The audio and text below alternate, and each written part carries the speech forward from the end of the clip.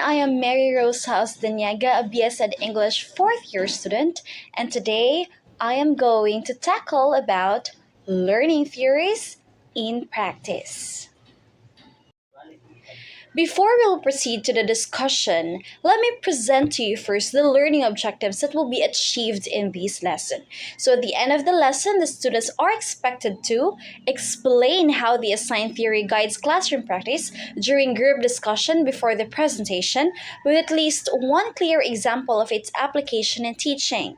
Demonstrate the application of the assigned learning theory through a 5-minute group role play of a mini lesson showing accurate alignment of strategies with the assigned theory, and reflect on the strengths and limitations of each learning theory after all the group presentations and discussions by writing a reflective essay with at least one personal insight during the class discussion.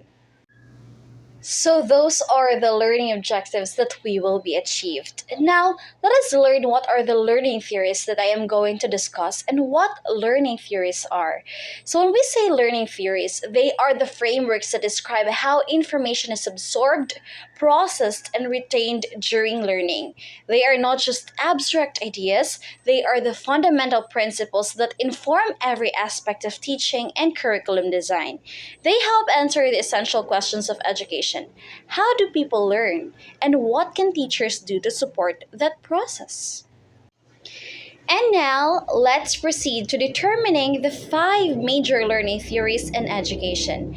First is the behaviorism. Behaviorism is a learning theory that focuses on observable behaviors, suggesting that learning occurs through stimulus-response associations according to Skinner 1953. It posits that all behaviors are learned through interaction with the environment and that internal mental states like thoughts and feelings are not part of learning. Behaviorists believe that learning is a behavior change, and this change is influenced by reinforcement and punishment. Example scenario for behaviorism is when a math teacher gives students a star every time they correctly solve a multiplication problem.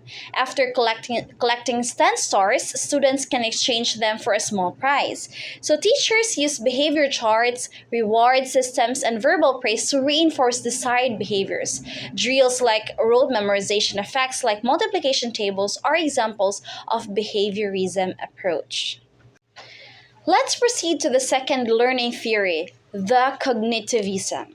Cognitivism is a learning theory that views the learner as an active participant who processes information, stores it in memory, and retrieves it when needed, according to Brunner 1960. Learning is seen as a change in knowledge or understanding, not just a behavior change. So example scenario for cognitivism is when a science teacher uses a concept map to help students connect photosynthesis with related ideas such as sunlight, chlorophyll, and oxygen. So teachers in cognitivism use graphic organizers, concept maps, and analogs to help students organize information. The third learning theory that I am going to discuss is constructivism. Constructivism is a learning theory that emphasizes that learners actively construct their own understanding and knowledge of the world through experiences and reflection on those experiences. It is a student-centered approach where the teacher acts as a facilitator or guide.